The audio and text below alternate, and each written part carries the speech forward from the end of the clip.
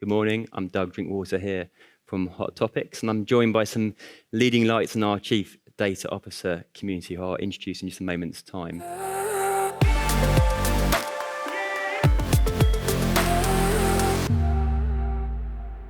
Data is all kind of in vogue at the moment, I guess, given the appetite for AI in boardrooms. Are you feeling greater pressure on you and your teams to deliver? Is there greater visibility perhaps on the role of a data leader than there was in the past? I think definitely greater visibility. So I guess for background, so I've always been in data, and I don't think there's ever been a time where there has been as much focus on what data can do for the organizational goals, which I think personally is great, but comes with that the pressure to actually make sure that that's delivering against those business goals. And so I think a large part of my role is how do I make sure that I'm able to connect the data strategy with the business strategy. And I think organizations where that's not happening are organizations where you're going to run out of patience. Is it about the messaging and how you externally position DLA Piper, or is there actually kind of remit and responsibilities that are kind of different within that? So my role really looks at three parts. The first is how do we actually really gain value from our data? So that's across internationally in terms of our customer data, our trends data. The second is how do we actually leverage AI, all parts of AI, both traditional AI as well as large language models, to really be more efficient internally, but also actually serve our clients and work with our clients from a more clear way. The third part is then really around our ecosystem partnerships.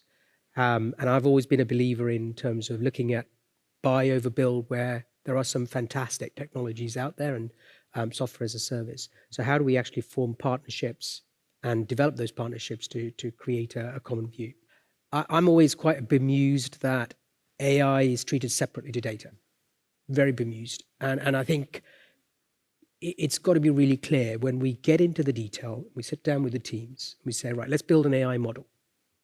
And how do you build an AI model? You need data. Let's get our data strategy created, and then the AI strategy will follow. Not all data is good for AI, and we're just collecting lots and lots of data because we can, not because we should. How do we get to that point where we actually understand what is good data and that we can label it in the right way, what its use is, so that it can be ignored in the right way and so on. So I'm looking at it as a do. How do we get to do that?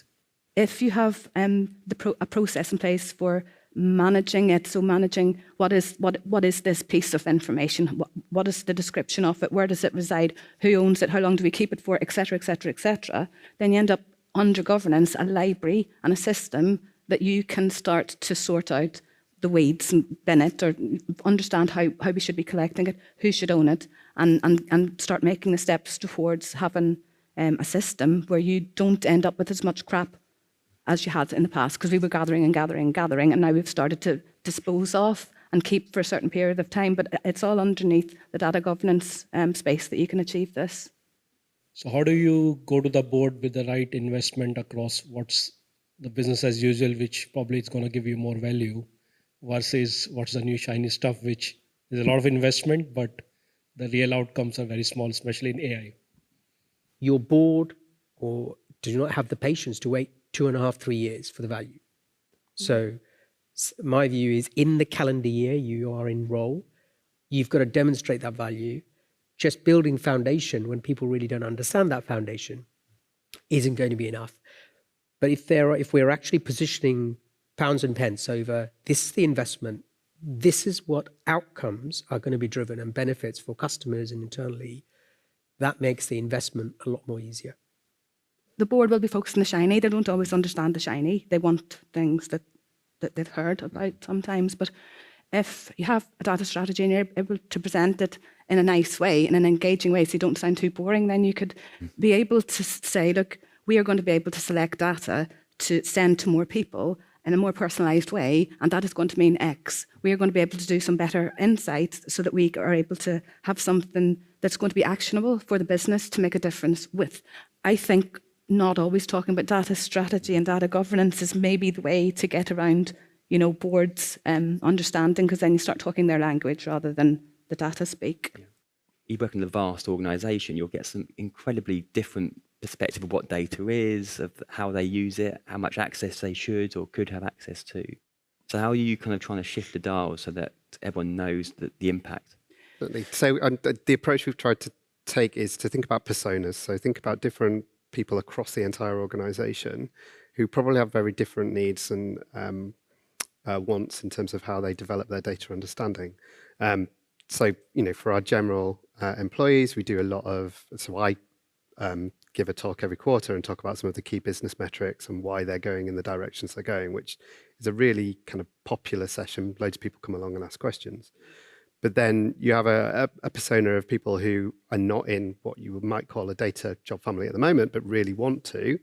That's where things like apprenticeships are a really great way, especially using some of the apprenticeship levy to actually boost the skills that you've got within the team. And then you might have kind of more of your traditional core data folk, and it's kind of how do you make sure that they're continuing to build their skills and being at the cutting edge. What would you say your kind of do's and don'ts? It could be 2 or it could be 3. Do implement a data governance strategy. Don't make it overly complicated. And don't tell everybody about it because it's not the most interesting thing for people. Do try to learn business terminology. And don't get stuck in the weeds or get overly stressed out about trying to explain complex mathematics or something like that to very senior people because they're just not interested in it. They want to see an end result. Do align your data strategy to your business strategy. Don't create an ivory tower. And then I guess a couple in terms of kind of more personal skill side. So do invest in your network. It's one of the great reasons we're here today, right? Is to talk not just out within the walls of the organisation, but beyond that. And then don't look to try and hire in people who are exactly the same as what you already have. Don't get intimidated by all the AI hype that's going on at the moment.